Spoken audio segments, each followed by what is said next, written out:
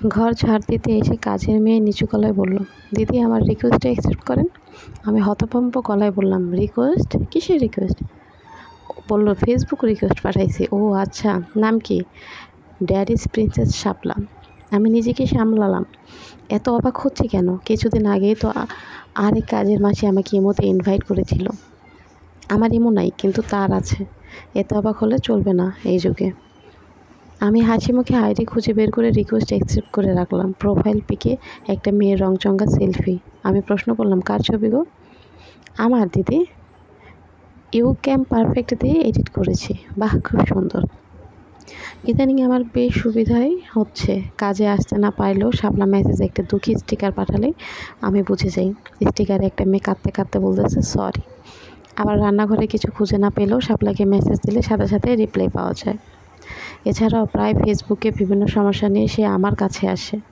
একদিন ফোন নিয়ে এসে বলল, দিদি মেসেঞ্জার নাকি কালো করা যায়, একটু করে দেন, আর ফলোয়ার অপশনে একটু অন করে দেবেন।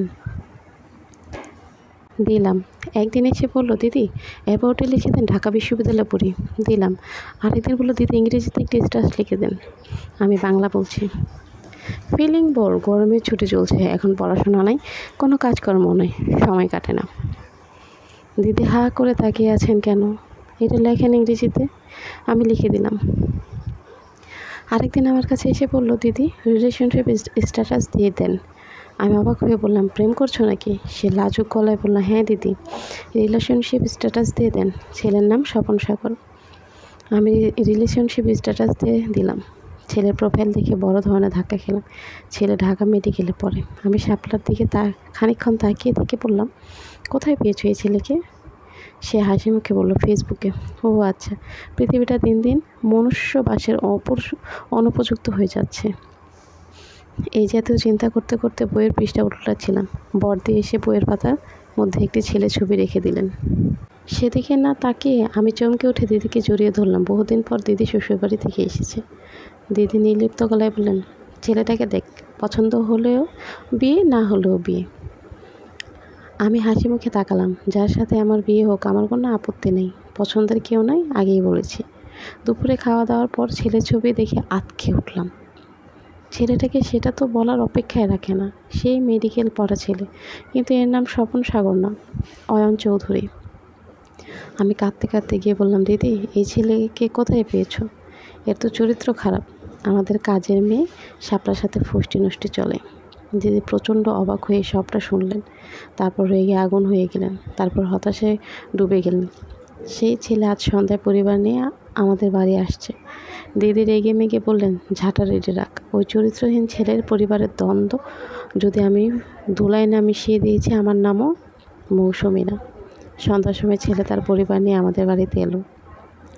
তাদের জন্য কোনো প্রকার খাবার আয়োজন রাখা হয়নি, বরং আমাদের মুখ গম্ভীর। আচ্ছা করে অপমান করা হবে আজ এদের।